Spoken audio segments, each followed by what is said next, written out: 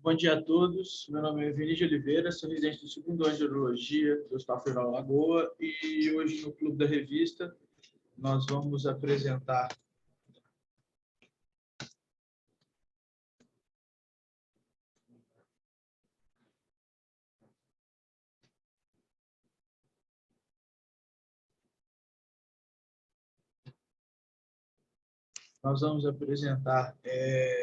um artigo publicado no International Brazilian Journal of Urology.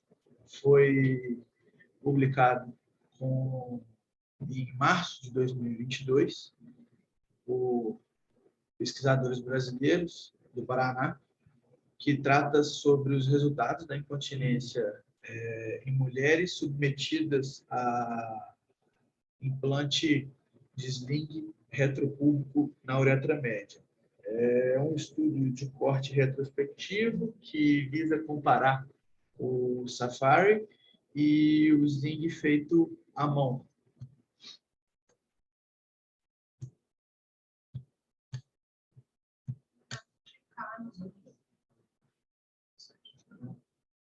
Bom, o tratamento para incontinência urinária de esforço é realizado pelo implante do sling sintético e o estudo visa comparar dois grupos.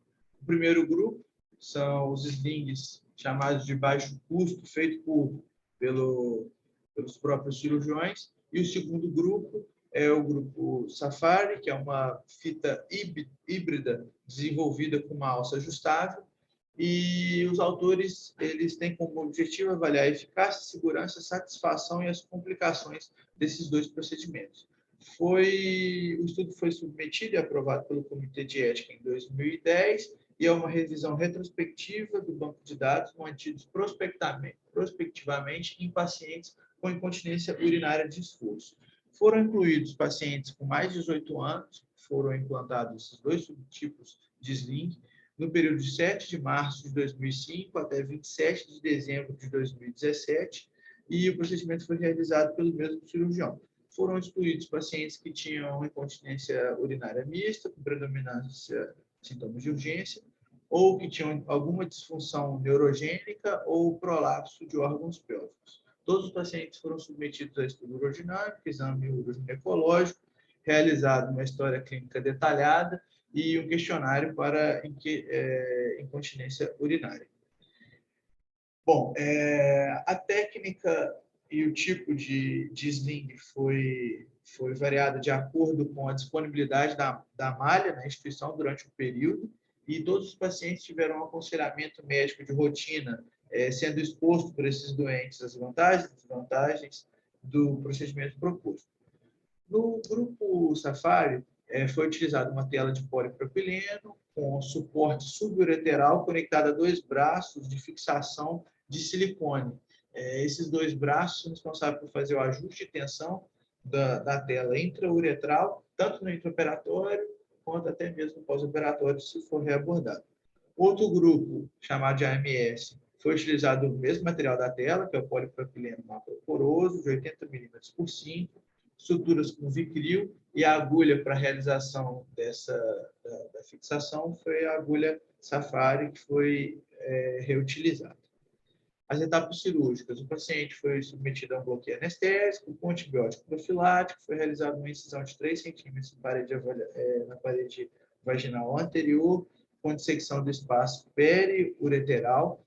Logo após, foi realizada uma incisão de 1 centímetro, a passagem no sentido da agulha no sentido crânio caudal e o implante do sling sob a uretra média, sem tensão. Após esse implante, foi realizada uma uretrocistoscopia e o paciente ficou mantido de sonda por 12 a 24 horas. Após esse período, foi realizada a retirada da sonda e, quando o paciente teve micção espontânea, ele foi liberado. A primeira avaliação do pós-operatório foi feita presencialmente, 7 a 10 dias, e as outras duas seguidas também foram presencialmente, a segunda avaliação 40 a 45 dias, e a terceira 6 meses depois. O autor avalia também algumas complicações, como retenção urinária, sintomas urinários baixos, incontinência, hematoma, dor, sangramento, corrimento, infecção, vaginite, dispareunia e até a própria extrusão da tela. Os autores consideraram que a retenção urinária foram pacientes que tiveram um resíduo de mais de 100 ml após a micção, demonstrado na ultrassonografia no consultório. Os prontuários foram avaliados em setembro até dezembro de 2018 e os pacientes com mais de um ano de cirurgia tiveram a avaliação realizada através de ligação telefônica, feita por um pesquisador treinado, visando avaliar a cura subjetiva e a satisfação geral com a cirurgia. Além disso, daí foram empregados questionário de incontinência urinária, tanto de esforço como de urgência, avaliação de dor crônica e dispareunia. Lembrando que todos esses questionários foram realizados por ligação telefônica, então podem ser subjetivos.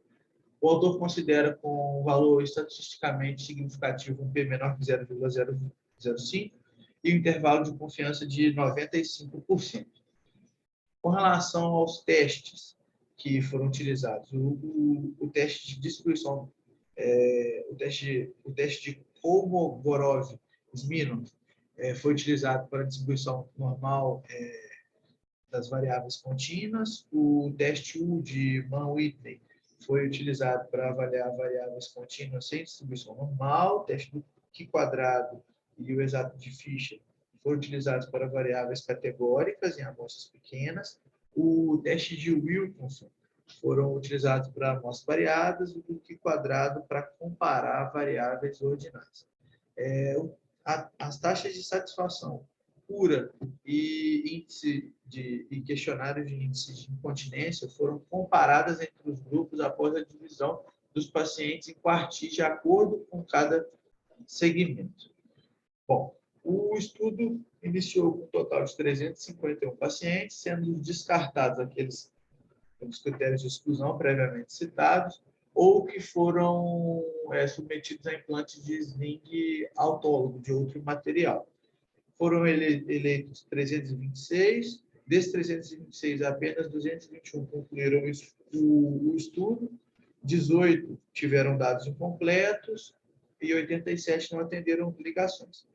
Além desses 221 pacientes que foram concluídos no estudo, o final do estudo demonstrou que tiveram 14 mortes.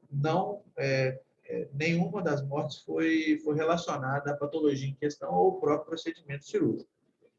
Bom, essa tabela demonstra a base de dados e o perfil urodinâmico dos pacientes submetidos aos dois tipos de sling. E essa tabela demonstrou uma relevância significativa apenas, quando comparado os dois grupos, apenas no uso de absorventes diários.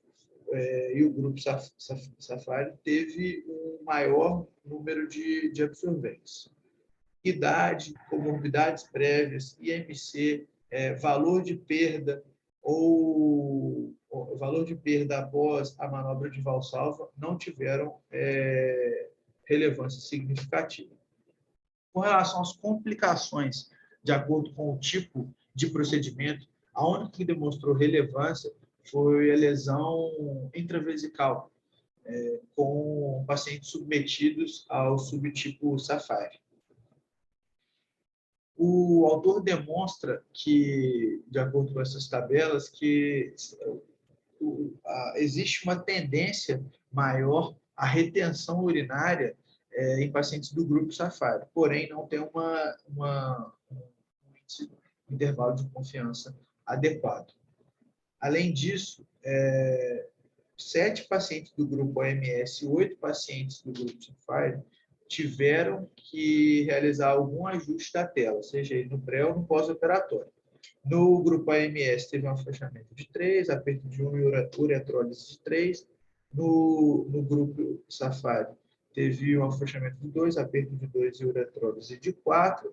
E não teve diferença significativa entre os grupos, tanto com incontinência urinária de esforço, urgência e a dor no pós-operatório.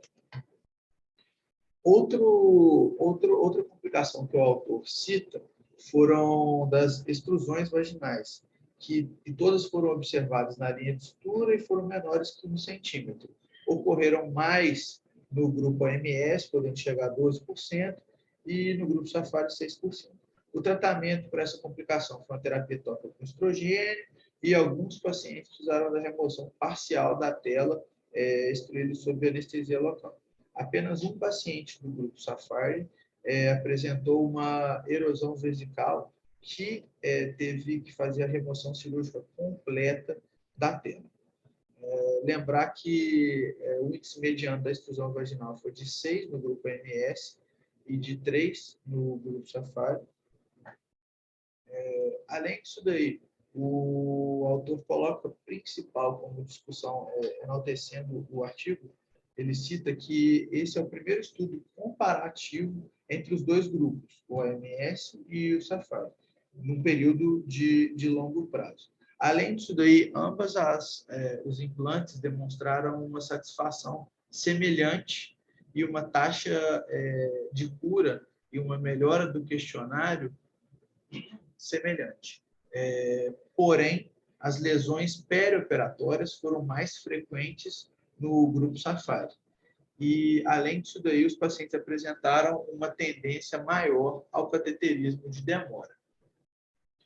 Bom, o autor cita outros artigos sobre a taxa de perfuração vesical, e todos questionam a mesma coisa, porque existe um número limitado de publicação do subtipo Safari para uma melhor avaliação dessa taxa de perfuração.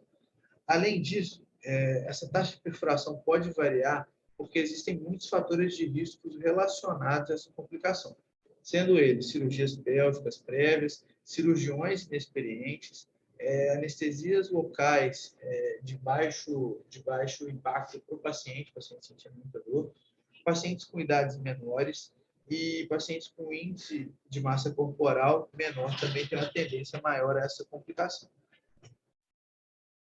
O autor tentou minimizar todas essas características, colocando índices semelhantes entre os grupos de cirurgia prévia e IMC. Além disso, daí, o autor cita que os implantes foram realizados por cirurgiões experientes e as agulhas utilizadas eram as mesmas para todos os pacientes. Além disso, daí, o autor realizou uma cistoscopia ao fim de cada procedimento para tentar diminuir esse número de complicação. Concluiu-se, então, que ele e outros pesquisadores precisavam de mais pesquisas para o desenho do sling, principalmente no braço de silicone do subtipo Safari.